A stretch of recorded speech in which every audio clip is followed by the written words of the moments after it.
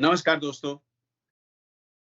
सिलसिला बातों का अपने शो में मैं कृष्ण टंडन अपनी को होस्ट संगीता मारवा के साथ आप सभी का तहे दिल से स्वागत करता हूं। दोस्तों, आज का हमारा दिन ये 15 अगस्त बहुत ही पावन दिन है। आज ही के दिन हमारे देश हिंदुस्तान ने अंग्रेजों की गुलामी से स्वाधीनता हासिल की थी। 15 अगस्त सन 1947। आज हम अपना 75वां स्वाधीनता दिवस मना रहे हैं। हम लोग याद करते हैं उन अपने शहीदों को जिन्होंने बहुत बड़ा योगदान दिया है देश को आजाद करवाने के लिए। उनमें प्रमुख नाम है सुखदेव, राजगुरु और शहीद भगत सिंह। कमाल की व्यक्तित्व थे ये लोग। अपने आप को इन्होंने सूली पर चढ़ा लिया सिर्फ एक नारे की बदौलत, इनकलाब जिंदाबाद। लेकिन शायद हम ये भूल जाते हैं कि इससे बहुत पहले, सदियों पहले, हमारा देश हमेशा गुलामी की जंजीरों में जकड़ा रहा है। अंग्रेज तो बहुत बाद में आए हिंदुस्तान में। उससे पहले आप जरा अगर अपने इतिहास पे नजर डालें तो आप पाएंगे कि हमारा देश उससे पहले भी, कई सदियों पहले भी गुलाम था। वो किसके किसकी वजह से? मुगलिया शासकों की वजह से, यानी मुस्लिम एम्परर्स, जिन्होंने हमेशा हिंदुस्तान पर न केवल रूल किया, शासन किया, बल्कि लूट मार की। किसी भी तरह से किसी को नहीं छोड़ा, क्या वो बच्चा हो, बूढ़ा हो, जवान हो, स्त्री हो, उनके घरों में जा जाकर उनको मारा। हमेशा हमारे हाथ जकड़े रहे हैं। हम अपने लिए, खुद के लिए कभी कोई हथियार नहीं उठा सके। हम लोग इतने वल्नरेबल थे। अगर आप उस तरफ नजर डालें तो आज आपको लगेगा कि मैं शायद ठीक कह रहा हूं किसी हद तक। तो मैं चाहूंगा कि मेरी को-होस्ट संगीता इस पर थोड़ी सी और रोशनी डालें। आप बिल्कुल ठीक कह रहे हैं केके। और मैं अपने दोस्तों से भी डेफिनेटली बात आगे ऐसे ही बढ़ाना चाहूंगी कि सबसे पहले हमें ये समझ लेना चाहिए कि स्वतंत्रता का अर्थ क्या है। एक्चुअली ये शब्द जो है ये लैटिन वर्ड है और लैटिन में इसको लिबर कहा जाता है, जिसका अर्थ होता है मुक्त, आजाद, स्वतंत्र। तो ये शब्द के अगर हम लोग थोड़ा सा और डीप स्टडी करें तो स्वतंत्रता भी 3 प्रकार की मानी गई है, जैसे कि सामाजिक, नागरिक और राजनीतिक डेफिनेटली। जी। तो खैर हम इसकी गहराई में नहीं जाएंगे, लेकिन जैसा आपने भी बताया कि स्वतंत्रता का जो युद्ध है ये केवल अभी नहीं लड़ा गया, बल्कि इसकी अगर हम थोड़ी सी बैकग्राउंड देखें, हम थोड़ा सा 17वीं या 18वीं शताब्दी की तरफ अगर नजर डालते हैं तो हम देखते हैं कि मुगल टाइम से ये जो आजादी की लड़ाई है तभी स्टार्ट कर दी गई थी सिखों द्वारा।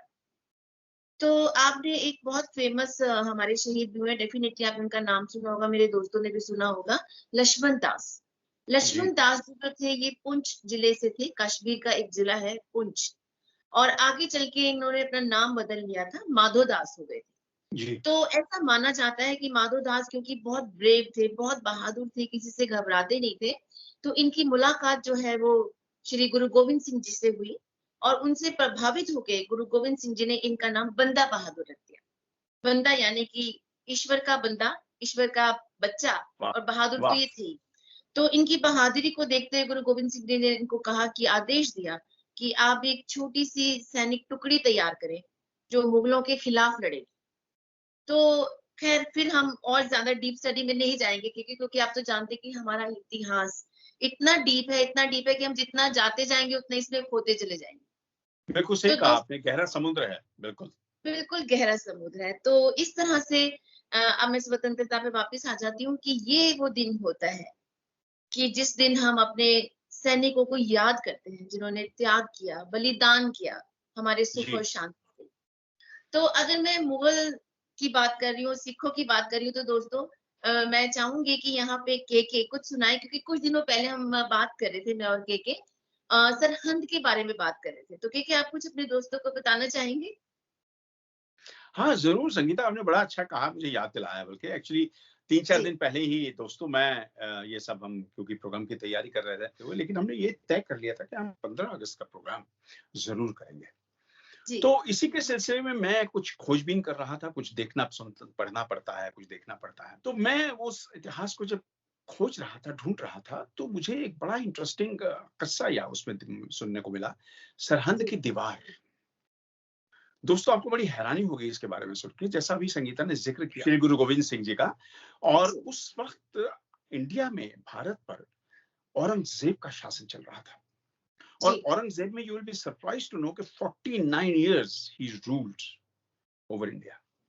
49 साल उसने जो कत्लो गारत किए हमारे देश में, जो तहस नहस किया है लूटपाट के साथ साथ, लेकिन उसके अगेंस्ट, उसके सामने खड़ा होने वाला कोई नहीं था। तो वही वो टाइम था, जैसा कि अभी आपने कहा कि वो बंदा बहादुर जी को उन्होंने तलवार थमा दी, तो गुरु गोविंद सिंह साहब ने ये सोच लिया कि बस अब बहुत हो गया। लेकिन आप सोचिए, कहां वो विशालकाय सेना, एक खतरनाक शासक, कहां ये मुट्ठी भर सिख समुदाय है जो कि हिंसा से बहुत दूर, जिनको वॉयलेंस में यकीन ही नहीं था, लेकिन उनके बच्चे भी बहुत ही होनहार, बिल्कुल तलवार हाथ में, कृपान हाथ में, ऊपर सर पे पगड़ी, ऊपर ईश्वर का आशीर्वाद उनके सर पर। तो मैं वही पढ़ रहा था, तो जिस वक्त औरंगजेब ने सबको ये डराना धमकाना शुरू कर दिया कि आप लोग इस्लाम धर्म को स्वीकार करो, अपना लो, लेकिन कोई भी नहीं माना, तो बस उसने गर्दनें काटनी, बिना देखे सोचे गर्दनें काटनी शुरू कर दी। वही वो समय था जिस वक्त गुरु जी के बच्चे शहीद हो गए, क्योंकि गुरु जी ने घुटने टेकने से मना कर दिया, सर झुकाने से मना कर दिया। उन्होंने ये कहा कि मैं सर कटवा लूंगा, कलम करवा लूंगा, लेकिन धर्म नहीं बदलूंगा। तो जब उनके बच्चों को, दोस्तों आपको याद होगा, आपने सुना भी होगा कि उनके बच्चों को जिंदा दीवार में चिनवा दिया गया था।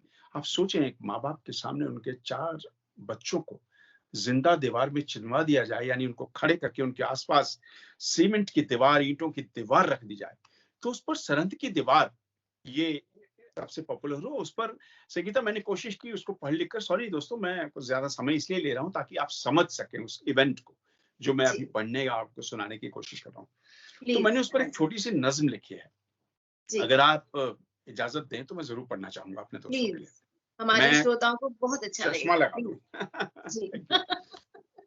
तो इसका नाम, मैंने इसको नाम दिया है खुददारी, सेल्फ रिस्पेक्ट। जी। शहीदों की मज़ारों पर आखिर क्यों दीप जलते हैं? शहीदों की मज़ारों पर आखिर क्यों दीप जलते हैं? सवाल ये ज़मीं पर गूंजती ललकार से पूछो। शहीदों की मज़ारों पर आखिर क्यों दीप जलते हैं? सवाल ये ज़मीं पर गूंजती ललकार से पूछो। वतन की आन के लिए क्यों वो हथेली पर सर रख देते हैं? शहीदों के खून से चमकती तलवार से पूछो। गुलामी के अंधेरों में भटकना किसे कहते हैं? गुलामी के अंधेरों में भटकना किसे कहते हैं? इस दिल का हाल तो बस साहिबे कमाल से पूछो। वो उनके बेटे का नाम। गुलामी के अंधेरों में भटकना किसे कहते हैं? इस दिल का हाल तो बस साहिबे कमाल से पूछो। ये कैसी टीस है, ये कैसी चुभन है, ये कैसी टीस है, ये कैसी चुभन है, जंजीरों में जकड़े हुए गुलामों के हाल से पूछो। बहुत बड़ी जबर और जुल्म के हाथ जब सर तक आ जाते, जबर और जुल्म के हाथ जब सर तक आ जाते हैं, तब हाल उस समय साहिबे दमदार से पूछो। जबर और जुल्म के हाथ जब सर तक आ जाते हैं, तब हाल उस समय साहिबे दमदार से पूछो। कैसे मासूम बच्चे सह गए थे भार ईंटों का। ये बहुत ही बड़ी गहरी लाइन है जी, बहुत यानी उनको जब चुनवाया जा रहा था, दीवार में चुनवाया जा रहा था। कैसे मासूम बच्चे सह गए थे भार ईंटों का। शहीदों की कहानी सरहिंद की दीवार से पूछो। हाथ पर सर रख कर जीने का क्या मतलब है? हाथ पर सर रख कर जीने का क्या मतलब है? जाकर ये शहीदों के परिवार से पूछो। तो ये जब मैंने लिखी, आप दोस्तों मेरा यकीन मानिएगा कि मैं थोड़ा सा भावुक किस्म का इंसान हूं, मेरे रोंगटे खड़े हो गए थे। मैं उस दृश्य की परिकल्पना बड़ी आसानी से कर पा रहा था कि किस तरह से लोगों ने वो देखा होगा, किस तरह से माँ बाप ने वो सहा होगा, वो जुल्म, वो गुनाह जो शासक ने किया उन मासूम बच्चों पर, मासूम बच्चों क्या, पूरे परिवार पर। जब उनके बच्चे नहीं रहे तो उनका जीना मरना एक समान था। तो ये आज के दिन मुझे लगता है, हमारे आज के इस दिन पर बहुत ही सार्थक है। लेकिन दोस्तों आप इस पे गौर कीजिएगा, इस पर आप सोचने की कोशिश कीजिए। मुझे उम्मीद है आपको ये देखकर, ये जानकर बहुत अच्छा लगेगा। डेफिनेटली के आपने इतनी प्यारी कविता लिखी है और मेरे दिल को छू गई है और डेफिनेटली हमारे दोस्तों के दिल को भी ज़रूर छुई होगी। थैंक यू बहुत वेरी मच। बढ़िया। इसमें थैंक्स। वीरता और एक पेरेंट्स का ये कह लीजिए कि इनका जिगर कितना बड़ा था कि जी, वो इतनी बड़ी बात सह गए, क्योंकि देखिए हमारे तो बच्चे को छोटी-सी चोट भी लग जाए, तो हम तिल-मिला जाते हैं। तो ये तो बहुत बड़ी बात है, बहुत बड़ा बलिदान है देश के लिए। जी, जी। तो यहाँ पे मैं एक छोटी-सी बात और जोड़ना चाहूँगी दोस्तों, आपके साथ शेयर करना चाहूँगी, मेरे मन के विचार हैं। जी, बिल्कुल। कि हम जब भी शहीदों का नाम लेते हैं तो आप देखिएगा कि कुछ ऐसे शहीदों के नाम हैं जो उँगलियों पे हैं, हमारी टिप्स पे हैं। मंगल पांडे हो गए, शहीद भगत सिंह हो गए, महारानी झांसी हो गई। लेकिन क्या कभी आपने उन शहीदों के बारे में सोचा कि जिनका कभी ज़िक्र ही नहीं हुआ? लोग जानते नहीं, उनके परिवार वालों को नहीं जानते और उनका भी उतना ही योगदान रहा देश की आज़ादी के लिए, जितना कि इन लोगों का। तो ये एक बहुत बड़ी डिस्कशन चली थी पार्लियामेंट हाउस में रिसेंटली। तो मोदी जी ने एक बहुत ही नेक काम किया इसके लिए, वो आगे आए और उन्होंने एक डिक्शनरी ऑफ मार्टर्स के नाम से एक डिक्शनरी जी, निकाली जी। है, जिसमें 1857 से लेके और 1947 तक जितने भी हमारे सैनिक शहीद हुए, उन तमाम शहीदों का नाम लिखा गया है, लगभग 4 या 5 खंड में उसको विभाजित करके। 13,500 के नाम आए हैं और अभी तो ना जाने के कि कितने ऐसे हमारे अनसंग हीरोज होंगे कि जिनके बारे में हमें कुछ भी नहीं मालूम। मैं चाहती हूँ कि हम पूरी शिद्दत से, पूरे दिल से उनको पहले बिल्कुल, सैल्यूट करें कि जिनका कहीं बिल्कुल। नाम ही नहीं है, जिनके पेरेंट्स का नाम नहीं, जिनके खानदान का नाम नहीं और वो जानते थे कि उनका नाम इतिहास में नहीं आएगा। इसके बावजूद वो उन्होंने अपनी कुर्बानी दी इस देश के लिए, इस जी, देश को आज़ाद करने के लिए। तो जब मैं ये बात कर रही हूँ, ये डिक्शनरी ऑफ मार्टर्स जो है, इसमें आईसीएचआर का बहुत बड़ा योगदान है। Institute of sorry Indian council of historical research का। हिस्टोरिकल रिसर्च, इसका जी। जी, इन्होंने बहुत योगदान दिया है और इसमें एक इम्पोर्टेंट बात ये है कि इसमें छोटी-छोटी घटनाओं को भी लिया गया है, जैसे जलियांवाला बाग। तो लोग उसको ऐसे ही समझते हैं कि एक घटना घटी। जनरल डायर ने गोलियाँ चला दी और अनगिनत लोग मारे गए, लेकिन हम ये ना भूलें कि वो जो मरने वाले लोग थे, वो भी शहीद हुए। और ऐसे हम आगे आए, तो भारत छोड़ो आंदोलन आ गया। उसमें भी लाखों लोगों ने आगे बढ़कर, जवान लोगों ने, जवान औरतों ने अपने पतियों को, अपने भाइयों को, यहाँ तक कि अपने आप को भी समर्पित कर दिया इस आग में, डाल दिया देश की आज़ादी के लिए। तो मैं समझती हूँ कि इन लोगों का यदि हम नाम ना लें, तो ये बहुत बड़ी बेईमानी होगी, बहुत धोखा होगा उन लोगों के साथ। नहीं, तो बिल्कुल आप इसी को बिल्कुल जी, सही कह रही हैं। तो मैंने जब ये इस बारे में पढ़ा कि डिक्शनरी ऑफ मार्टर्स जो है इंट्रोड्यूस की गई है, तो आप मानिए दोस्तों कि मुझे बहुत ज़्यादा खुशी हुई, क्योंकि मैं उनको पहले सैल्यूट करना चाहूँगी कि जिनका नाम आज तक किसी की ज़बान पर ही नहीं है। आप इस बिल्कुल। बारे में क्या कहना चाहेंगे के? मैं बिल्कुल आपसे सहमत इसलिए हूँ संगीता, क्योंकि जलियांवाला बाग का अगर किस्सा हम बात करें जैसे आप बता रही थी, जी, तो वो उन्हें मैं शहीदों में इसलिए गिनता हूँ, जो कि मैं आपसे सहमत हूँ, क्योंकि वो देश की आज़ादी के बारे में एक मीटिंग कर रहे थे, बिल्कुल, बिल्कुल, जो जी, कि जनरल डायर को ठीक नहीं लगी। ठीक और नहीं लगा, उसने जी, वहाँ उनको तितर-बितर करने के लिए, उनको डिस्पर्स करने के लिए, उसने वहाँ अंधाधुंध गोलीबारी शुरू बोलिए। कर दी। जी, तो बिल्कुल, ज़ाहिर-सी बात है वो लोग किसके लिए बैठे थे? अपने परिवारों के लिए तो नहीं बैठे थे। वो उस चीज़ के लिए बैठे थे जो उनका जन्मसिद्ध अधिकार है, अधिकार, यानी स्वतंत्रता, आज़ादी, इंडिपेंडेंस। वो उसके लिए बैठे थे। वो तो मुझे लगता है कि सबसे पहले शहीद हैं। हाँ, मैं यहाँ आपके साथ बिल्कुल सहमत हूँ। मैं एक छोटी-सी बात और जोड़ना चाहूँगी के। वो जानते होंगे कि शायद इस आज़ादी का जो फल मिलने वाला है, शायद उसको वो लोग नहीं चख पाएँगे।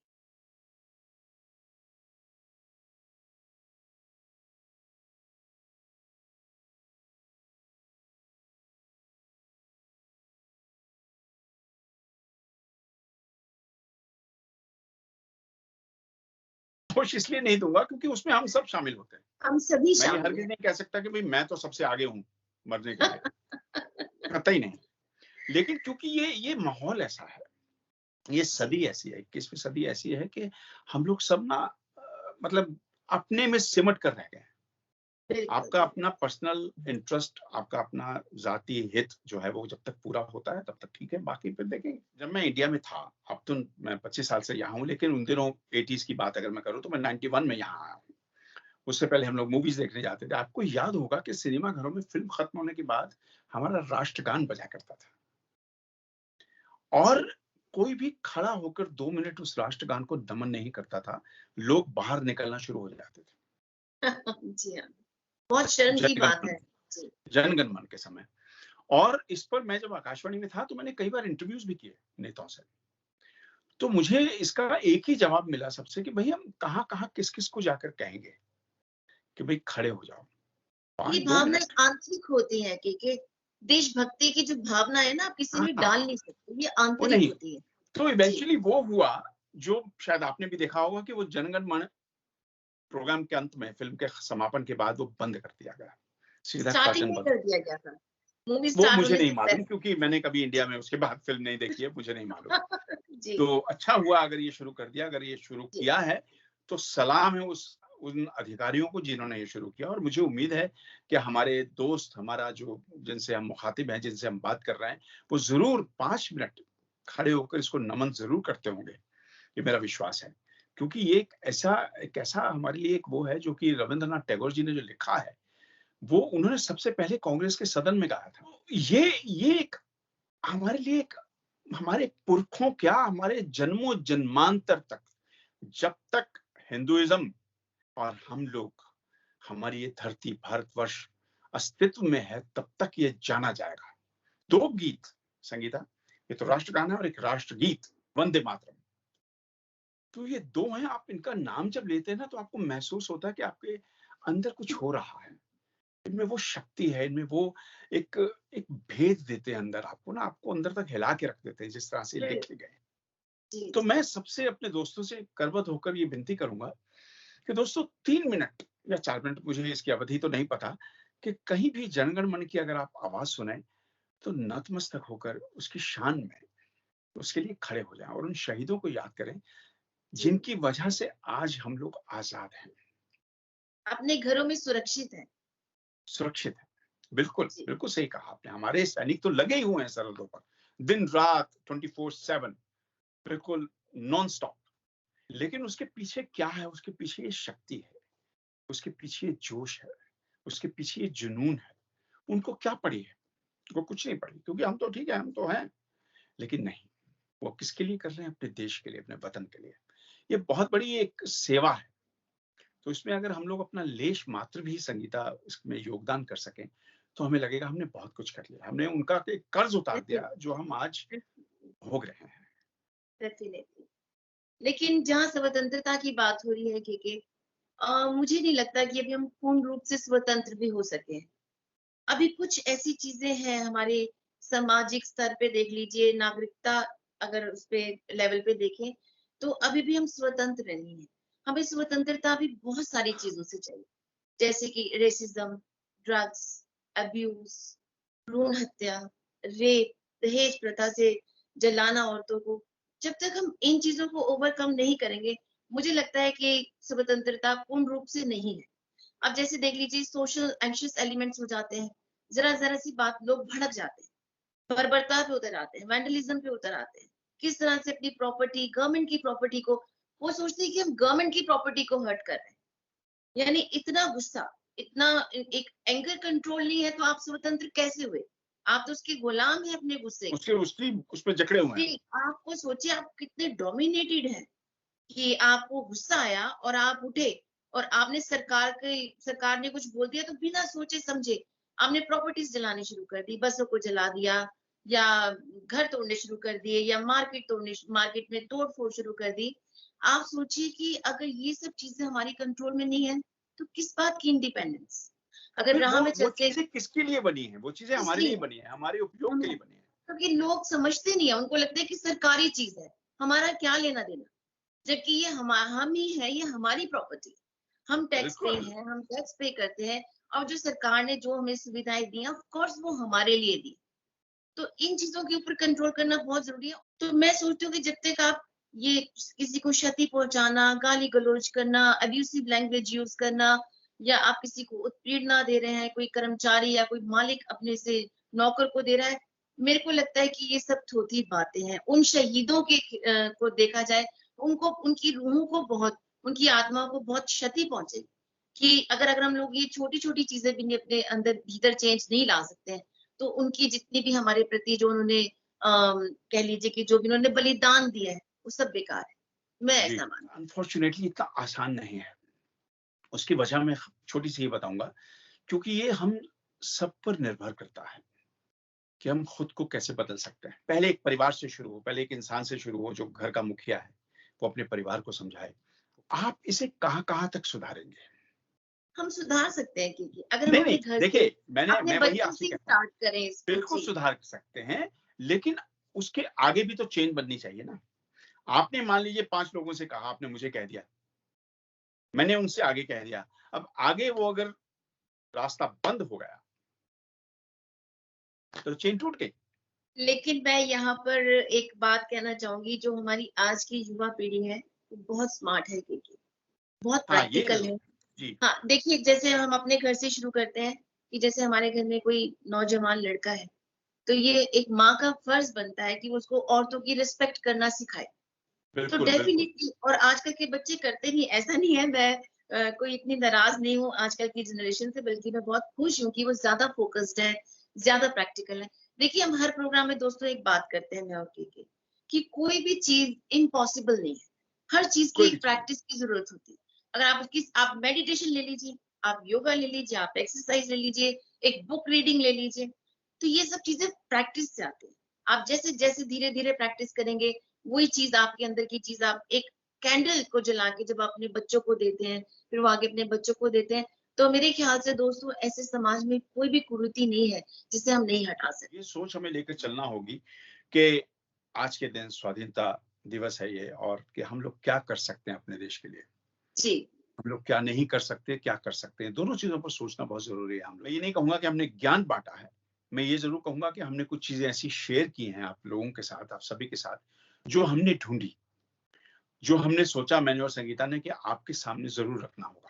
हमें अच्छा लगेगा, और अगर आप इस पे गौर करें तो मुझे और अच्छा लगेगा। संगीता, आप जैसे कि बहुत पढ़ती हैं, मुझे मालूम है, आपके कई कवि बड़े आपके फ़ेवरेट रहे हैं। आपने एक शेर सुना होगा दोस्तों, आपने और संगीता ने, सबने, शहीदों की चिताओं पर लगेंगे हर बरस मेले, वतन पर मरने वालों का यही बाकी निशान होगा।